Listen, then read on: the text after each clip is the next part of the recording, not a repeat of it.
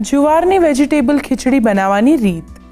જુવાર બાફવા માટે સૌપ્રથમ કુકરમાં પલાળેલી જુવાર, પાણી અને મીઠું લઈ ઢાંકીને 1 વિસલ તેજ આંચ પર અને 5 વિસલ ધીમી આંચ પર વગાડી કૂક કરી લો. જુવાર બફાઈ જાય એટલે તેને ગળણીમાં લઈ ગાળી લો.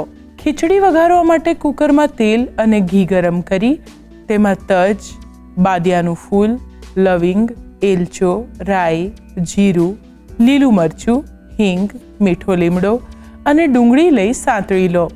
તેમાં આદુ લસણની પેસ્ટને સાંતળી તેમાં બટાકા, ફ્લાવર, ગાજર અને વટાણા ઉમેરી બરાબર મિક્સ કરી લો.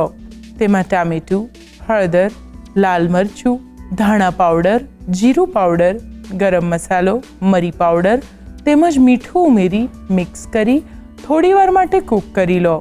તેમાં પાણી, પલાળેલી મગની મોગર દાળ, બાફેલી જુવાર અને કેપ્સિકમ ઉમેરી મિક્સ કરી ઢાંકીને 2 વિસલ તેજ આંચ પર અને 1 વિસલ ધીમી આંચ પર વગાડી કૂક કરી લો.